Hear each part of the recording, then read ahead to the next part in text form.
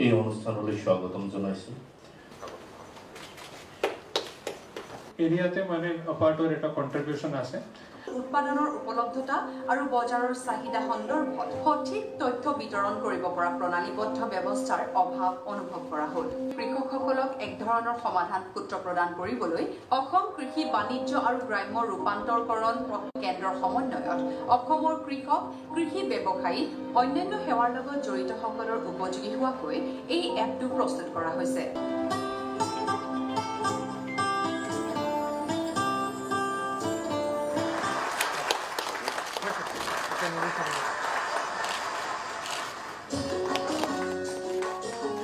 আজি এই অনুষ্ঠানটো কৃষকৰ স্বাৰ্থত উৎসৰ্গা কৰা হৈছে। কৃষকে এখন ৰথ পালে, এটা ঠাইৰ পৰা নিজৰ বাৰীখনৰ পৰা বিভিন্ন ৰাষ্ট্ৰখনৰ বিভিন্ন প্ৰান্তলৈ তেখেতৰ উৎপাদিত সামগ্ৰী সন্দৰ্ভত সবিশেষ তথ্য দাঙি ধৰাৰ এখন ৰথ তেখেতসকলে আজি এই এপৰ যোগেদি পাবলৈ সক্ষম হৈছে। কাৰণ মই যদি খেতিয়ক হওঁ, মোৰ বাৰীখনত যিকেইটা শাক পাচলি আছে, যিকেইটা ফল মূল আছে, ইয়াৰ বাবে যদি মই বজাৰখন মোৰ কাৰণে যদি সীমাবদ্ধ হয় বা সীমিত হয়, মই কেইজনমান ভেণ্ডৰৰ মাজতেই ইচ্ছা নাথাকিলেও বিক্ৰী কৰিব লগা হয়।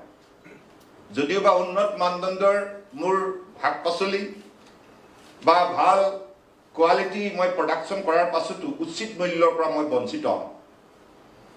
ইয়াৰ বাবে যদি এখন মুকলি বজাৰ মই পাওঁ আৰু তাত গ্ৰাহকসকলে যদি মোৰ বাৰীখনৰ উৎপাদিত সামগ্ৰীৰ ক্ষেত্ৰত বিচাৰ বিবেচনা কৰাৰ যদি তেখেতসকলে সুযোগ পায় আৰু তেখেতসকলে ৰুচিবোধৰ মতে যদি অৰ্ডাৰ প্লেচ কৰে, ইচ্ছা প্ৰকাশ কৰে ক্ৰয় কৰাৰ, তেতিয়াহ'লে মই ভবাৰ দৰে এটা মূল্যৰ বিনিময়ত সেইখিনি মই বিক্ৰী কৰিব পাৰোঁ।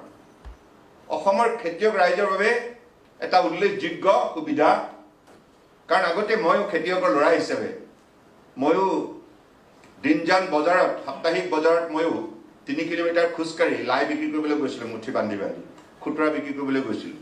বিভিন্ন শাক পাচলি ঘৰত উৎপাদিত, খেতিয়কৰ সন্তান হিচাপে এইবিলাক স্বাভাৱিক কথা, অকল মই নহয়, হাজাৰজনে কৰে। তেতিয়া আমাৰ সেইখন বজাৰ আছিল, আৰু সেইখন বজাৰত বিক্ৰী নহ'লে উপায় নাই, বস্তুবিলাক পেলাই দিব লগা হয়। বজাৰ ৰাতিপুৱা 10 বজাৰ পৰা আৰম্ভ হয়, চাহ বাগানৰ, দিনজান চাহ বাগানৰ মাজত এতিয়াও আছে এখন বজাৰ। তাৰপিছত আবেলি 2মান বজাত গ্ৰাহকৰ সংখ্যা কমি যায়, আৰু সেই সময়ছোৱাত বিক্ৰী যি হ'লে হ'ব, আৰু শেষলৈ কি কৰিব লগা হয়, একেবাৰে সস্তাত দি আহিব লগা হয়। যদি খুতুৰা বিক্ৰী নহ'ল, তেতিয়াহ'লে কোনোবা পকৰি বনোৱা দোকানী আছে নহয়, তেখেতসকলক খুব কম পইচাৰ বিনিময়ত, কাৰণ খুতুৰা লাই এইবিলাক দি পেলাই পকৰি বনোৱা বহুত আগতে তেনেধৰণৰ দোকানী আছিল, সেইসকলক আমি তেনেধৰণে দি থৈ আহোঁ।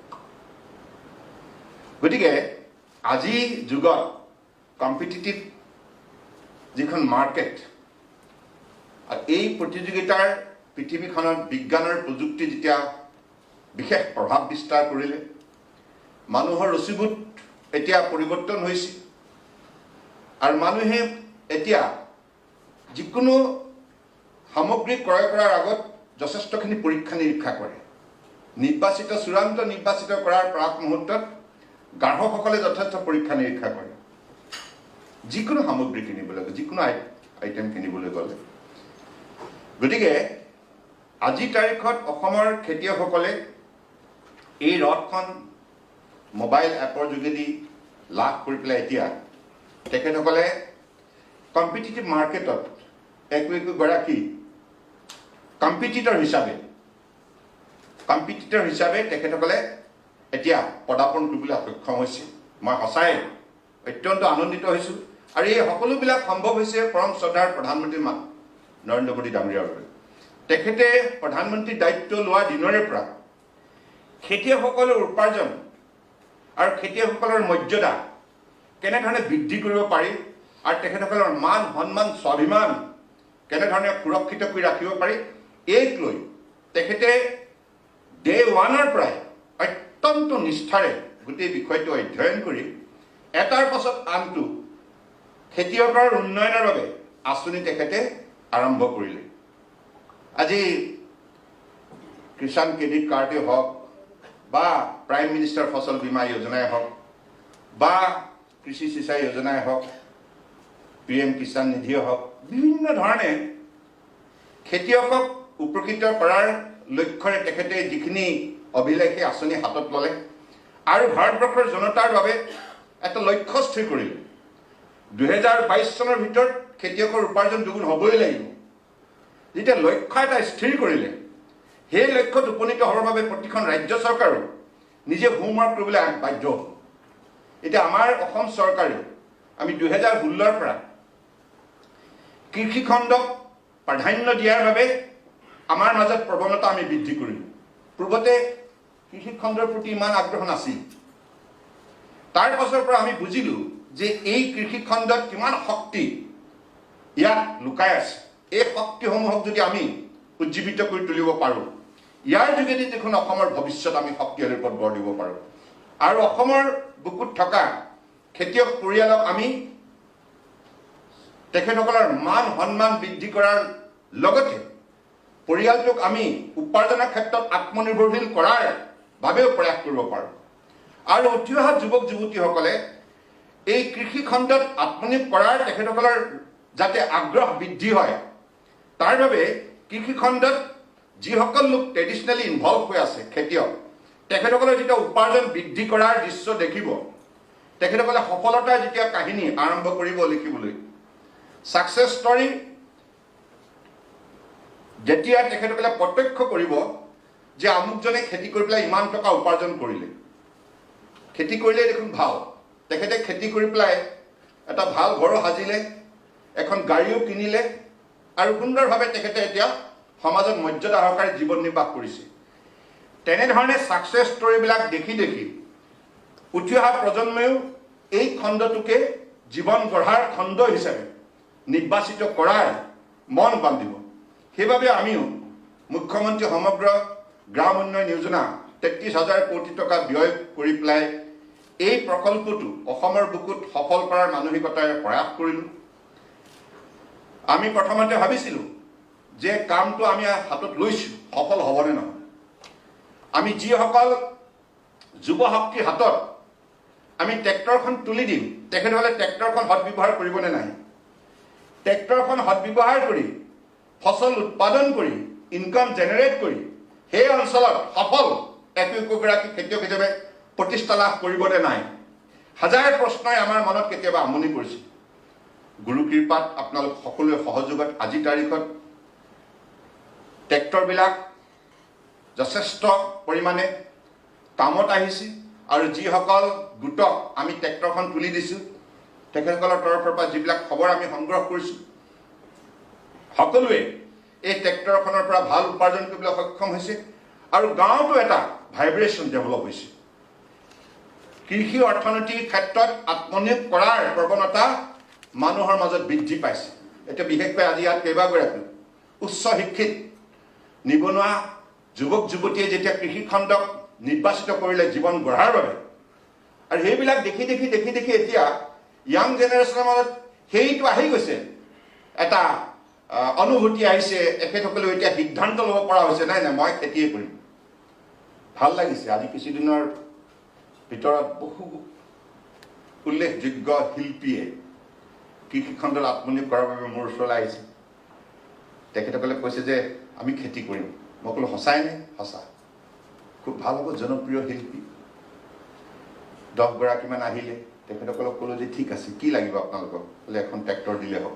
মাটি নিৰ্বাচিত কৰিলোঁ, কি ফচল কৰিবা, আমুক আমুক ফচল কৰিম বুলি পেলাই থিৰাং কৰিছোঁ, গতিকে এতিয়া ট্ৰেক্টৰ এখন দিলেই হ'ব।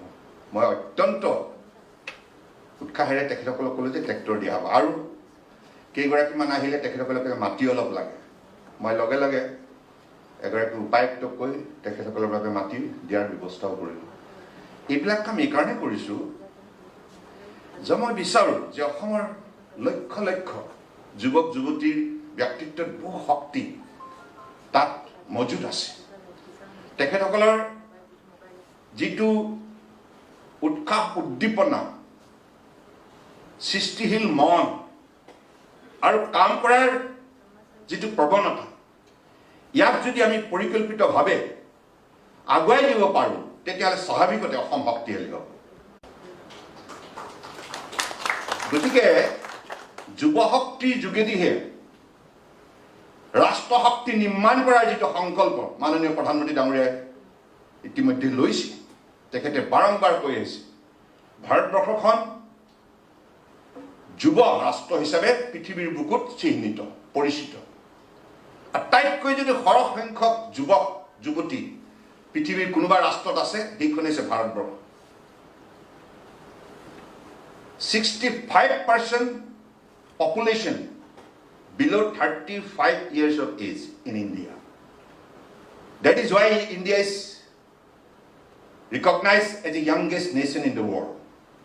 আৰু আমাৰ মাজত যিটো শক্তি মজুত আছে, এই শক্তি যদি আমি কৃষি খণ্ডত লগাব পাৰোঁ, স্বাভাৱিকতে পৃথিৱী আমি প্ৰথম স্থান দখল কৰিবলৈ সক্ষম হ'ম, এই কথা নিশ্চিত। আৰু সেইবাবে পৰম শ্ৰদ্ধাৰ প্ৰধানমন্ত্ৰী ডাঙৰীয়াই আত্মনিৰ্ভৰ ভাৰত অভিযানত 1 লাখ কোটি টকা কৃষি ক্ষেত্ৰত আন্তঃগাঁথনিৰ বাবে তেখেতে প্ৰদান কৰিছে, 1 লাখ কোটি টকা। ইয়াৰ উপৰি মৎস্য উৎপাদনৰ ক্ষেত্ৰত 20,000 কোটি টকা, এনেধৰণে বিভিন্ন ক্ষেত্ৰ ভিত্তিক তেখেতে সেই 20 লাখ কোটি টকা ব্যয় কৰাৰ সংকল্প লৈছে। গতিকে অধিক সংখ্যক টকা কৃষি খণ্ডত ব্যৱহাৰ কৰি যাতে আমাৰ উৎপাদন শক্তি বৃদ্ধি কৰি আমাৰ যুৱক যুৱতীসকলক উপাৰ্জনৰ ক্ষেত্ৰত স্বাৱলম্বী কৰি ৰাষ্ট্ৰখনক আত্মনিৰ্ভৰশীল কৰাৰ যিটো লক্ষ্য স্থিৰ কৰিছে, আৰু সেই লক্ষ্য উপনীত হোৱাৰ বাবে আমিও অসমৰ বুকুত আত্মনিৰ্ভৰ অসম নিৰ্মাণ কৰাৰ বাবে আমিও সংকল্প লৈছোঁ। সেইকাৰণে মই মুখ্যমন্ত্ৰী হিচাপে বহু ফাৰ্ম ভ্ৰমণ কৰিছোঁ, মই নিজেও যাওঁ। কোনোবাই ভাল খেতি কৰিছে বুলি ক'লে সেই খেতিয়কজনক চোৱাৰ মোৰ বহুত দুৰ্বলতা থাকে, আৰু ভাল লাগে তেখেতসকলৰ অভিজ্ঞতাবিলাক জানিবলৈ চেষ্টা কৰোঁ। চৰকাৰে সাহায্য নোহোৱাকৈ নিজৰ প্ৰচেষ্টাত থিয় হোৱাৰ যিখিনি তেখেতসকলে যোগ্যতা দেখুৱাইছে, এইটোৱে আমাৰ বাবে আটাইতকৈ ডাঙৰ অনুপ্ৰেৰণাৰ উৎস। গতিকে আমি চৰকাৰে একো সহায় নকৰাকৈ যিসকল যুৱক যুৱতীয়ে এই ক্ষেত্ৰত সফলতা অৰ্জন কৰি পেলাই সমাজত দৃষ্টান্তমূলক উদাহৰণ দাঙি ধৰিছে, সফলতাৰ কাহিনী ৰচনা কৰিছে, সেইসকলৰ বাবেহে আজি আমিও চৰকাৰখনে অত্যন্ত মনোবল আয়ত্ব কৰিবলৈ সক্ষম হৈছোঁ। গতিকে সেইকাৰণে মোৰ দৃঢ় বিশ্বাস যে আপোনালোকে অসমখনক আত্মনিৰ্ভৰ অসম হিচাপে গঢ় দিয়াৰ বাবে প্ৰয়াস কৰিব লাগিব। আৰু মোৰ ভাল লাগিছে যে এটা তথ্য দিছে মোক কৃষি বিভাগে, 70 দিনত বোলে আমি এই COVID-19 লকডাউন 1 লকডাউন 2 সেই সময়ছোৱাত আমি 70 দিনৰ ভিতৰত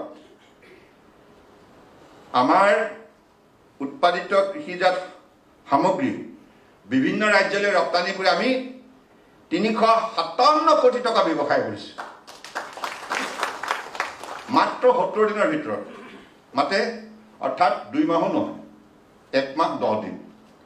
তাৰমানে ইমান আমাৰ কৃষি খণ্ডত ইমান ডাঙৰ এটা ভাণ্ডাৰ আছে, যি ভাণ্ডাৰ, যিখিনি শক্তি সম্পদ সম্ভাৱনা আছে, ইয়াক এতিয়া আৱিষ্কাৰ কৰিব লাগিব।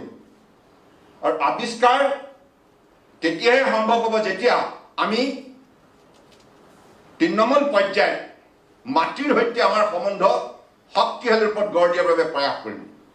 উচিত পৰিকল্পনাৰে প্ৰযুক্তিৰ সহায়ত আমি আমাৰ শক্তি যদি ব্যয় কৰোঁ, তাৰ পৰা নিশ্চিতভাৱে উল্লেখযোগ্য সফলতা আমি অৰ্জন কৰিব পাৰিম।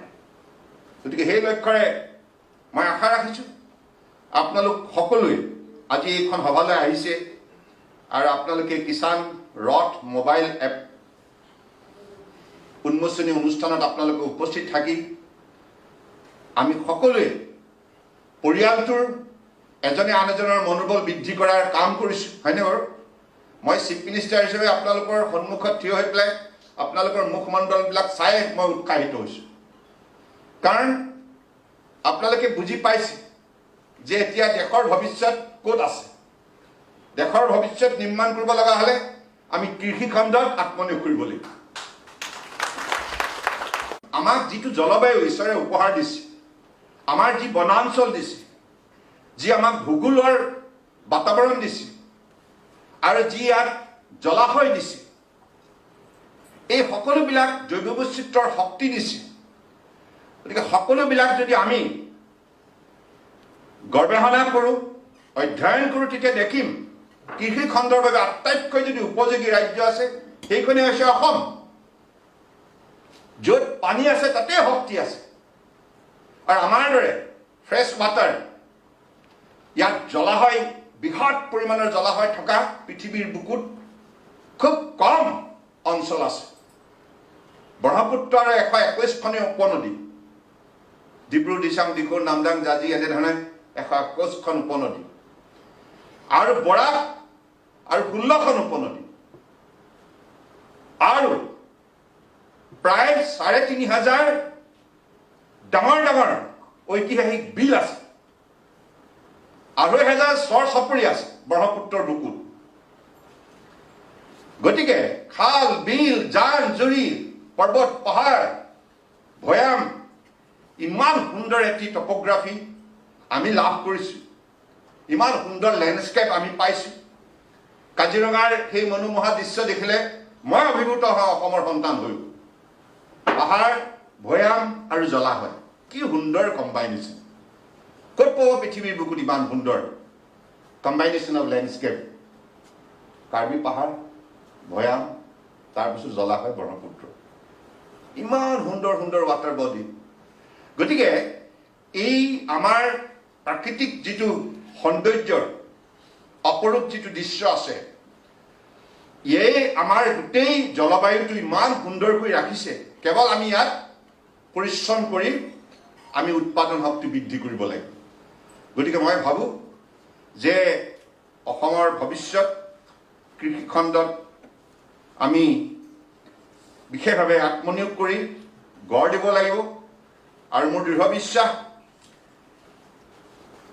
মাননীয় প্ৰধানমন্ত্ৰী ডাঙৰীয়াই যিমান আন্তৰিকতাৰে, যিমান নিষ্ঠাৰে, যিমান ভক্তিভাৱেৰে খেতিয়কক মৰ্যাদা দিয়াৰ বাবে তেখেতে প্ৰয়াস কৰিছে, পদক্ষেপ গ্ৰহণ কৰিছে, আঁচনি লৈছে, মোৰ দৃঢ় বিশ্বাস এই আঁচনি সফল হ'বই, নিশ্চিতভাৱে সফল হ'ব। কাৰণ এতিয়া দেখিছোঁ প্ৰতিখন ৰাজ্যই এতিয়া তেখেতসকলৰ ৰাজ্যিক কৰ্মসূচীত কৃষি খণ্ডটোক অগ্ৰাধিকাৰ দিবলৈ লৈছে। গতিকে সেইবাবে আমিও অসমৰ বুকুত এই কথাটো উঠি অহা ডেকা চামটোৰ মাজত, ছাত্ৰ ছাত্ৰীৰ মাজত এই কথাটো অধিক তেখেতসকলক সজাগ সচেতন কৰি তোলাৰ বাবে আমিও দায়িত্ব ল'ব লাগিব। কাৰণ তেখেতসকলক বুজাই দিব লাগিব। কাৰণ আজিৰ তাৰিখত অসমত আমি বনাঞ্চল ৰক্ষা কৰিবৰ বাবে যেনেধৰণে আমি প্ৰয়াস কৰিছোঁ, ইয়াৰ বায়ুমণ্ডল বিশুদ্ধ কৰাৰ বাবে যিখিনি পদক্ষেপ লৈছোঁ, আপোনালোকে শুনি ভাল পাব। আপোনালোকে এইখিনি কাম কৰিছে। তথাপি চৰকাৰ হিচাপে 1952 চনৰ পৰা এতিয়ালৈকে এইখন চৰকাৰে, প্ৰথম চৰকাৰ অসমৰ বৰাক ব্ৰহ্মপুত্ৰ পাহাৰ ভৈয়ামৰ ৰাইজৰ সহযোগত এতিয়ালৈকে 2016ৰ পৰা এতিয়ালৈকে আজি তাৰিখলৈকে প্ৰায় ফলৰ গছ, ফুলৰ গছ আৰু ঔষধি গছ মিলি 8 কোটিজোপা গছ আমি ৰুবলৈ সক্ষম হ'লোঁ। আৰু ফৰেষ্ট ছাৰ্ভে অফ ইণ্ডিয়াই ইতিমধ্যে যিটো তথ্য প্ৰকাশ কৰিছে, অসমৰ বুকুত আমাৰ কাৰ্যকালতে 222 বৰ্গ কিলোমিটাৰ বনাঞ্চল বৃদ্ধি হ'ল। কাজিৰঙাৰ গড়ে নিৰাপত্তা লাভ কৰিলে, চোৰাং চিকাৰীৰ দপদপনি নাইকিয়া হ'ল। এইবিলাক এইকাৰণে কৰা হৈছে কাৰণ মানুহ জীয়াই থাকিলেই নহ'ব। জৈৱ বৈচিত্ৰ্যৰ শক্তি অটুট ৰাখিব লগা হ'লে মানুহ, পশু পক্ষী, জীৱ জন্তু, পোক পৰুৱা, গছ গছনি সকলো থাকিব লাগিব। তেতিয়াহে জৈৱ বৈচিত্ৰ্যৰ শক্তি অটুট থাকিব। হট চিট অফ বায়'ডাইভাৰ্চিটি বুলি কোৱা হয় অসমক। গতিকে সেই বাতাবৰণটো জীয়াই ৰখাৰ বাবে আমি সকলোৱে দায়বদ্ধতাৰে, দায়িত্ব সহকাৰে কাম কৰি যাব লাগিব। আৰু আজি আমাৰ কৃষিমন্ত্ৰী অতুল বৰা ডাঙৰীয়া, প্ৰধান সচিব ৰাজেশ প্ৰসাদ আৰু এপাৰ্টৰ আমাৰ বিনোদ চেচান আৰু আমাৰ মেডাম প্ৰেৰলাল NIC, আপোনালোকে মিলি এই এপটো ডেভেলপ কৰিলে আৰু ইমান সুন্দৰ ভূপেন্দাৰ গীতেৰে মানে ভূপেন দাৰ এই গীতটো মানে প্ৰতিজন অসমত জন্ম লাভ কৰা সন্তানে এই গীতৰ যোগেদি প্ৰকৃতিৰ প্ৰতি অধিক আগ্ৰহীল হোৱাৰ যিটো প্ৰৱণতা সৃষ্টি হয় এইটো সঁচাই গানটো শুনাৰ লগে লগে ময়ো খন্তেক সময়ৰ কাৰণে সেই মানে পৰিৱেশলৈ প্ৰৱেশ কৰিলোঁ ধাৱমান হ'লোঁ গতিকে সেইবাবে মই ভাবোঁ যে অসমৰ যিটো সৌন্দৰ্য এইটো কৃষি খণ্ডত আত্মনিয়োগ কৰিহে আমি জীয়াই ৰাখিব পাৰিম যি মানুহে কৃষি খণ্ডত পদাৰ্পণ কৰে সিয়ে প্ৰকৃতি শক্তি উপলব্ধি কৰিব পাৰে বৰ ডাঙৰ কথা এইটো মাটিৰ মানুহ বুলি ভূপেন দাই যে তেখেতৰ গীতত বাৰম্বাৰ উল্লেখ কৰে এইকাৰণে আমি এই ধৰিত্ৰী আই ইয়াতে আমাৰ জন্মলাভ আমি কৰিছোঁ ধৰিত্ৰী আই বুকুটি আকৌ জীৱনৰ শেষ মুহূৰ্তত বিদায় ল'ব লাগিব কিন্তু থকা দিনকেইটাত আমি ধৰিত্ৰী আইক সন্মান সহকাৰে জীয়াই ৰাখিব লাগিব শ্ৰদ্ধা জনাব লাগিব আৰু সেইকাৰণে কৃষি আৰু ঋষি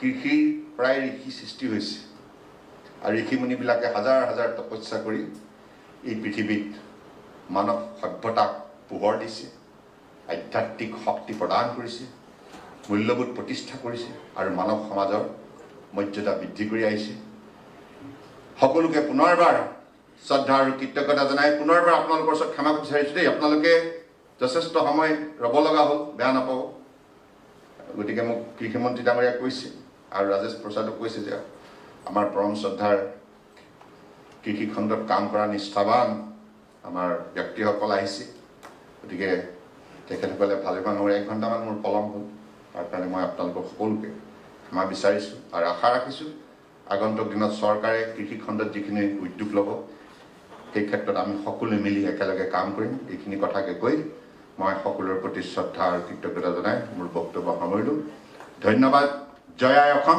জয় হিন্দ